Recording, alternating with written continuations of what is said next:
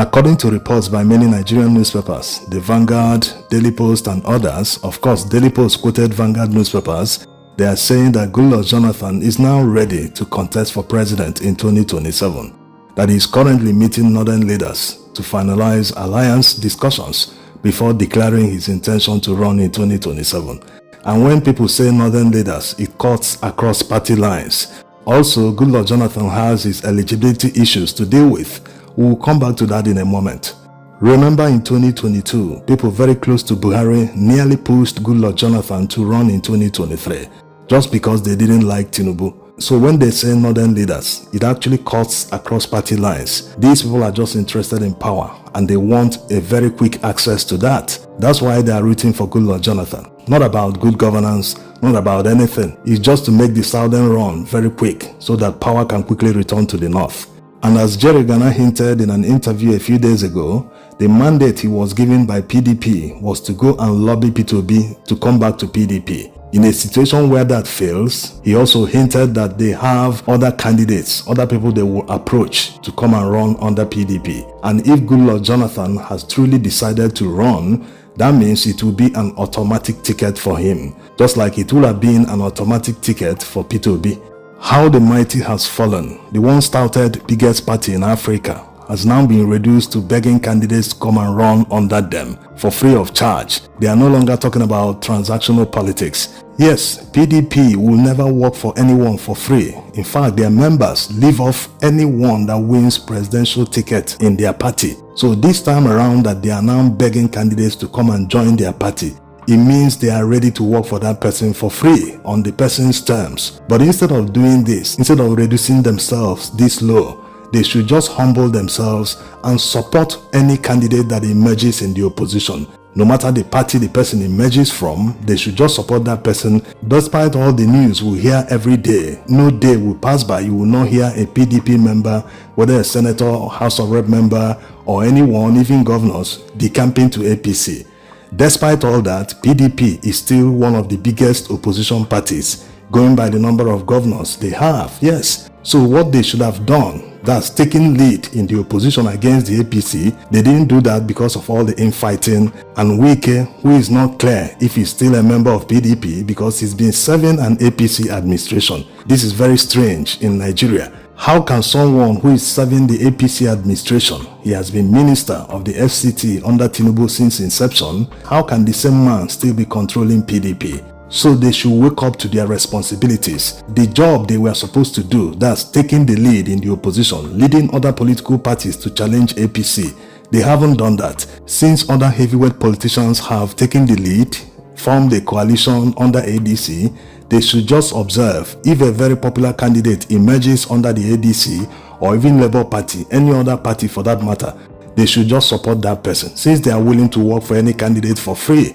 So there should be nothing in it for them. They should not be negotiating anything with any popular candidate unless they don't want to fight APC, unless they want APC to continue in power in 2027. Now, to whether the former president Goodluck Jonathan is eligible to run for president in 2027 or to serve another presidential term. It's very important to discuss this because you know how Nigerian judiciary works. They are never consistent.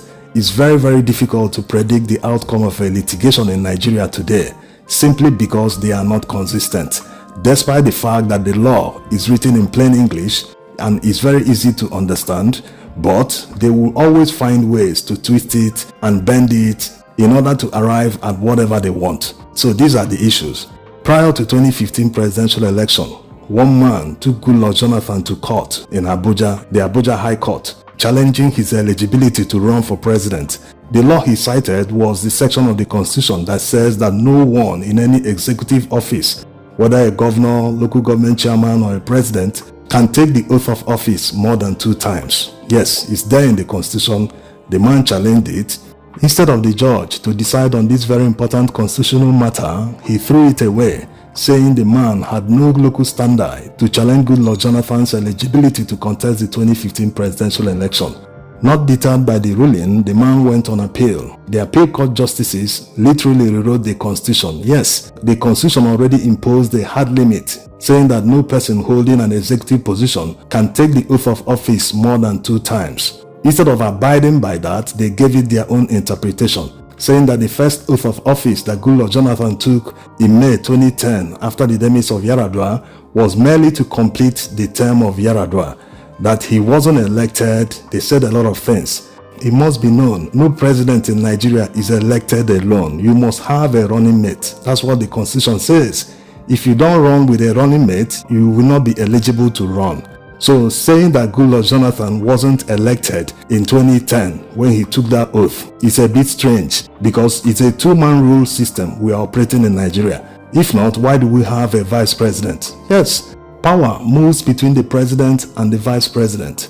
If the president is not disposed or is going into a long-term medical checkup where he will not be able to attend to state matters, he is obligated by the constitution to hand over to the vice president. And this time the vice president is taking power, he's not supposed to take oath of office in order to assume that power, because he will be operating in an acting capacity. Yes, it's assumed that the oath of office he took when he became the vice president covers the acting capacity. That's why he doesn't need to take that oath again. But when the president is no more, like it happened under Yar'Adua, the vice president now automatically becomes the substantive president. Yes, so he will need to take oath of office as the president. The other one he took was the oath as the vice president of the country. So it is a 2-man rule. If it's not, why do we have a vice president like already said?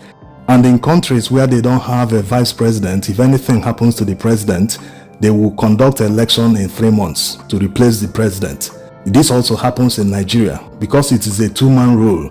If anything happens to the president and the vice president at the same time, power will move to the Senate president, the 3rd man in line. But because he wasn't elected as a president, he won't serve out their term, he wasn't part of them. He will just hold that power for 3 months. Under that 3 months, a new presidential election must be conducted. So you can see the intention of the drafters of the 1999 Constitution. It's very strange for a judge to say that Goodluck Jonathan completed Yar'Adua's term when it is obviously their term. Going by that logic, why should a president hand over to a vice president if he's not part of the term? Yes, he can as well keep that power alone to himself. But the Constitution obligates him to hand over power to the VP whenever he's not disposed. So Goodluck Jonathan and his political allies banked on this judgment when he was considering joining the 2023 presidential race.